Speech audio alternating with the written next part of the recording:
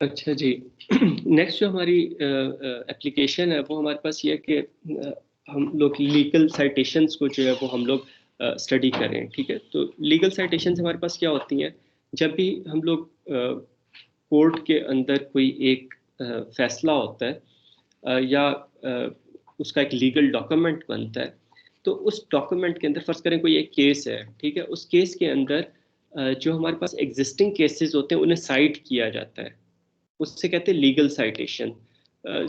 जिस तरह हम लोग कह सकते हैं कि एक हमारे पास जो है वो कोई एक केस चल रहा है, लेट्स से चाइल्ड लेबर के ऊपर कोई केस चल रहा है, ठीक है। अब उसके ऊपर अगर पहले से चाइल्ड लेबर के ऊपर कोर्ट ने कोई डिसीजन दी हुई है, तो वो डिसीजन, वो वाला केस रेफर होगा, उसको साइट करेंगे कि जी पहले कोर्ट ने इस तरह के केस में ये जो है वो डिसीजन दी थी, उसकी बेस पे आप मतलब आगे फिर आर्गुमेंट जो है वो बिल्ड किया जाता है। तो इसको हम लोग लीगल, जैसे पेपर्स में साइटेशंस होती है ना, इस तरह जो लीगल डॉक्यूमेंट्स होते हैं उनके अंदर भी साइटेशंस होती हैं, और एग्जिस्टिंग जो लीगल डॉक्यूमेंट्स होते हैं उन्हें साइट किया जाता है। इसके अंदर जो है वो रिसर्चर्स ने क्या किया कि जो यूएस सुप्रीम कोर्ट है, उसके जो लीगल डॉक्यूमेंट्स हैं, उनको उनके अंदर देखा गया कि कौन से जो हमारे पास डॉक्यूमेंट्स हैं, वो हमारे पास सबसे ज़्यादा वो डिस्कस हुए, या सबसे ज़्यादा अथॉरिटी किनकी थी। ठीक है, मतलब सबसे ज़्यादा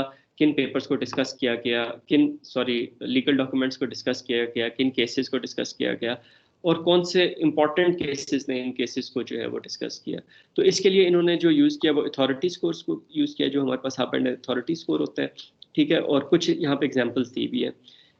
देखें, जो नेटवर्क एनालिसिस होता है ना, इनफैक्ट कोई भी आप चीज़ सीखते हैं, जिस तरह मशीन लर्निंग में आपने क्लासीफायर सीख लिए, सुपरवाइज मशीन लर्निंग सीख ली, अनसुपरवाइज मशीन लर्निंग सीख ली, सोशल नेटवर्क एनालिसिस में आपको ये अच्छी तरीके से पता चल गया कि आपने नोट्स की इंपॉर्टेंस जो है वो कैसे निकालनी है। तो अब आपने ये नहीं करना कि आपके पास कोई डाटा आया तो बस आपने उसके ऊपर सारे जो मेथड सीखे हुए वो अप्लाई करके आपने रिजल्ट जो है वो निकाल लिए। ठीक है, आपने ये देखना है कि आपके पास कोई आपने हाइपोथेसिस बिल्ड करना है, कोई आपने जो है वो रिसर्च क्वेश्चंस बनाने हैं, और फिर उसके अंदर आप बेशक जो है वो जो मर्जी टेक्निक्स को, मेथड्स को जो वो यूज़ करें। अब यहाँ पे जो एनालिसिस किया गया, बड़ा एक इंटरेस्टिंग एनालिसिस है। इन्होंने क्या किया कि हर एक ईयर के लीगल डॉक्यूमेंट्स लिए, सन 1940 के, 41, 42, 43 सा हर एक ईयर के जो है वो लीगल डॉक्यूमेंट्स लिए, और उनको देखा कि वो उनकी साइटेशन जो है वो कैसे हो रही है। तो हर हर ईयर के, हर ईयर तक कहना चाहिए, क्योंकि 40 की जब बात कर रहे हैं तो 40 और उससे पहले के हमारे पास जो है वो डॉक्यूमेंट्स होंगे, 50 की बात करें तो 50 और उससे पहले के जो लीगल डॉक्यूमेंट्स हैं उनकी बात हो रही होगी। तो उसके अंदर देखा कि हमारे पास साइटेशन नेटवर्क कैसे बन रहा है, और फिर उस पर्टिकुलर ईयर के अंदर टॉप पे कौन सी हमारे पास नोट्स आ रही हैं। ठीक है, तो अब इसके अंदर हर एक ईयर के लिए जो है वो हमारे पास एक अलग नेटवर्क एक्सट्रैक्ट हुआ हुआ है, और उसके अंदर हर ईयर के हिसाब से जो है वो टॉप केसेस को जो है वो रैंक किया गया, और रैंक किस तरह किया गया, अथॉरिटी स्कोर की बेस पे। एंड वी कैन अंडरस्टैंड कि अथॉरिटी स्कोर यहाँ पे क्यों यूजफुल हो सकता है, क्योंकि आपके पास जो है वो अगर एक केस को दूसरे इंपॉर्टेंट केसेस ने साइट किया है, तो उसकी अथॉरिटी जो है वो हमारे पास ज़्यादा हो जाएगी। ठीक है, तो यहाँ पे अथॉरिटी स्कोर यूज किया गया। Of course we could have also used eigen vector centrality या पेज रैंक भी यूज किया जा सकता था, लेकिन यहाँ पे इस पर्टिकुलर केस के अंदर अथॉरिटी स्कोर जो है वो यूज किया गया। अब यहाँ पे ये जितने भी आपको चार केसेस जो है वो नजर आ रहे हैं, ये सारे काइंड ऑफ ह्यूमन राइट्स से रिलेटेड है। मेनली ये था कि आपके पास जिस तरह अनफॉर्चुनेटली हमारे यहाँ पे होता है कि कोई भी हमारे पास मुल्जिम होता है जिस पे अभी जुर्म साबित नहीं हुआ हुआ, उसे जब हम लोग हमारी पुलिस जो है वो उसे पकड़ लेती है, तो अनफॉर्चुनेटली उस बंदे को टॉर्चर किया जाता है, और फिर उससे बात जो है वो उगलवाई जाती है। ठीक है, तो अब वो जो चीज़ है उसका ये नुकसान होता है कि कोर्ट में जाके बंदा कह देता है कि जी मुझे टॉर्चर कर रहे थे, इस वजह से मैंने एडमिट कर लिया, हालांकि मैंने जो है ये जुर्म नहीं किया था। और उसकी वजह से हमारे पास जो है वो जो लीगल केसेस होते हैं बहुत ज़्यादा हमारे पास डिले हो जाते हैं, मतलब कई कई साल जो है वो लग जाते हैं।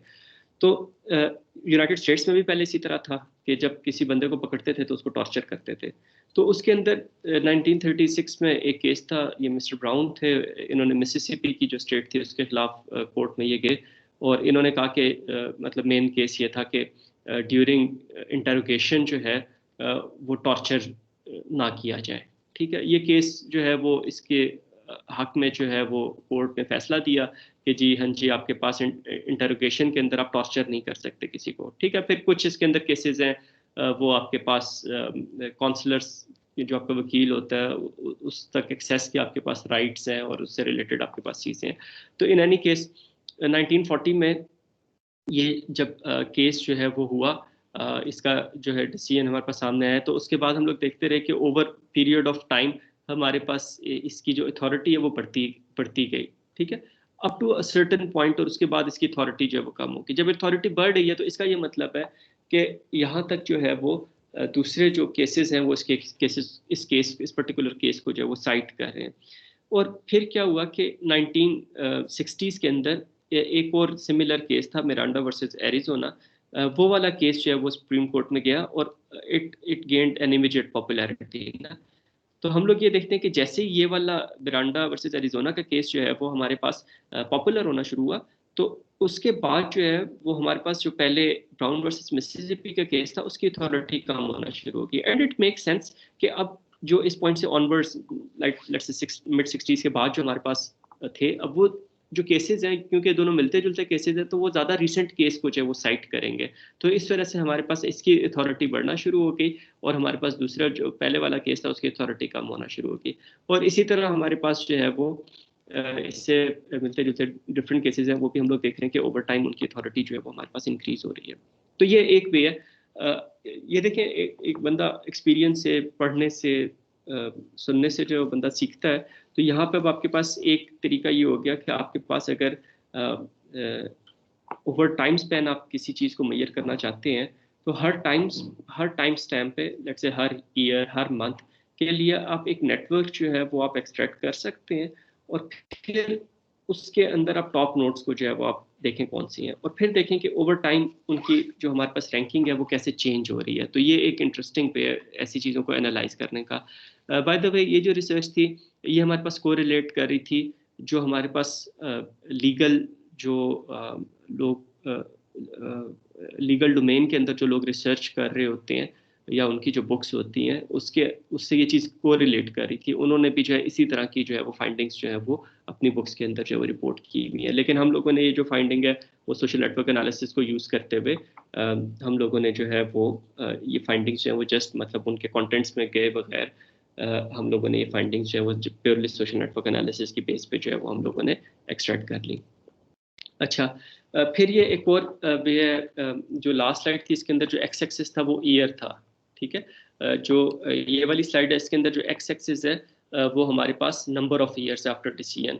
तो ये वाला जो सॉलिड लाइन है ये 1973 में ये डिसीजन हुआ था और जो हमारे पास डैश लाइन है ये 1954 में डिसीजन हुआ था। तो इसके स्टार्टिंग पॉइंट जो है वो हमारे पास डिफरेंट है, लेकिन ये अथॉरिटी स्कोर है after the number of years के, मतलब 5 साल गुजरने के बाद ये जो brown versus board of education था इसकी इसकी अथॉरिटी कितनी थी, और जो हमारे पास 5 साल के बाद जो रो वर्सेस वेड था इसकी हमारे पास अथॉरिटी जो है वो कितनी थी। ठीक है, तो ये जो हमारे पास रो वर्सेस वेड वाला जो केस है ये बेसिकली यूनाइटेड स्टेट्स के अंदर जो है वो हेल्थ से रिलेटेड था, मेनली जो है वो अबॉर्शंस के राइट से रिलेटेड था। उसको जो है वो जब ये केस हमारे पास जो है वो इसका डिसीजन आया, तो उसके बाद इमीडिएटली दूसरे केसेस ने इसको साइट करना शुरू किया और मतलब विद इन फर्स्ट ईयर जो है वो इसका हमारे पास अथॉरिटी स्कोर जो है वो इंक्रीज होना शुरू हो गया and it kept ever increasing ना। उसके मुकाबले में ये जो brown versus board of education है, ये हमारे पास केस था कि जो रेशियल सेग्रीगेशन है उसके ऊपर ये केस था कि पहले जो वो अमेरिका में जो डार्क जो लोग होते थे, ब्लैक्स जो होते थे, उनका हमारे पास जो है वो अलहदा स्कूल होता था और जो वाइट होते थे उनका अलहदा स्कूल होता था। अब ये 1954 में बंदे ने केस किया कि नहीं जी ये हमारा राइट है और कोई भी बच्चा किसी भी स्कूल में पढ़ सकता है। तो अब इस केस जब ये केस का डिसीजन आया, ऑफ कोर्स डिसीजन जो है वो हमारे पास मिस्टर ब्राउन के हक में आया, लेकिन ये कि उस वक्त इंफ्रास्ट्रक्चर इस तरह नहीं था। अब आपके पास इस तरह स्कूल्स हैं, अब वो ऑलरेडी इस्टेब्लिश हुआ हुआ सारा एजुकेशन सिस्टम जो है वो सेग्रीगेशन की बेस पे चल रहा है। तो आपके पास वो काइंड ऑफ ऑन ग्राउंड आपके पास वो इंफ्रास्ट्रक्चर नहीं था कि इस चीज़ को जो है वो किया जाता, इन्फोर्स किया जाता या इस चीज़ को इम्प्लीमेंट किया जाता। तो इसको तकरीबन इम्प्लीमेंट होते होते 10 साल लग गए। ठीक है। और 10 साल के बाद ही हम लोग देखते हैं कि इसका जो अथॉरिटी स्कोर है वो भी हमारे पास 10 साल के बाद जो है वो इमीडिएटली मतलब एकदम से जो है वो इंक्रीज होना शुरू होता है। तो इस तरह की जो चीज़ें हैं ये भी हम लोग इस तरह के साइटेशन जो लीगल साइटेशन है या इंटरनल सोशल नेटवर्क एनालिसिस करके हम लोग इनसाइट्स ले सकते हैं किसी भी डोमेन के अंदर, जिस तरह यहाँ पे लीगल डोमेन के अंदर जो है वो इनसाइट्स ली गई हैं।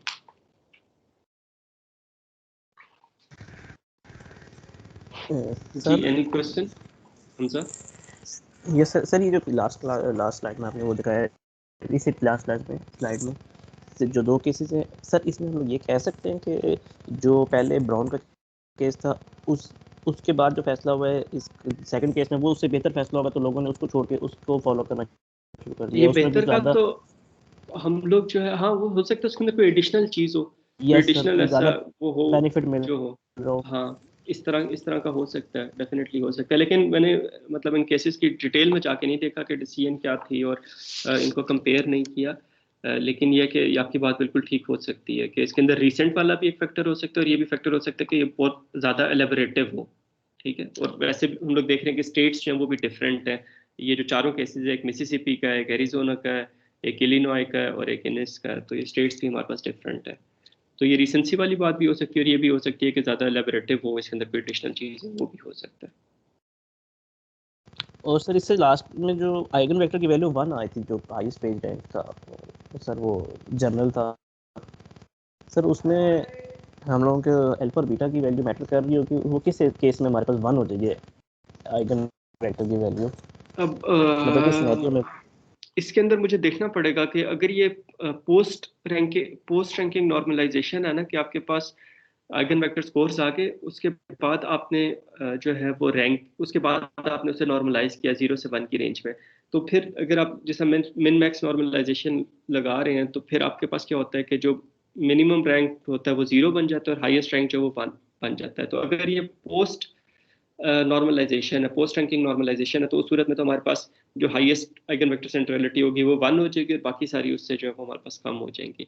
लेकिन अगर ये पोस्ट जो है वो नहीं है, तो फिर इसको देखना पड़ेगा कि अभी आई डोंट रिमेंबर कि इसके अंदर जो है वो आइगन वेक्टर सेंट्रलिटी के भी बहुत सारे हमारे पास डिफरेंट जो है वो हैं सेंट्रलिटी मेजर्स हैं। इसके अंदर देखना पड़ेगा पर्टिकुलरली इस केस में कौन सा यूज़ किया गया था, और अगर बोनासी चूज़ किया गया था तो उसके अंदर अल्फा बीटा के पैरामीटर्स क्या थे वो देखना पड़ेगा।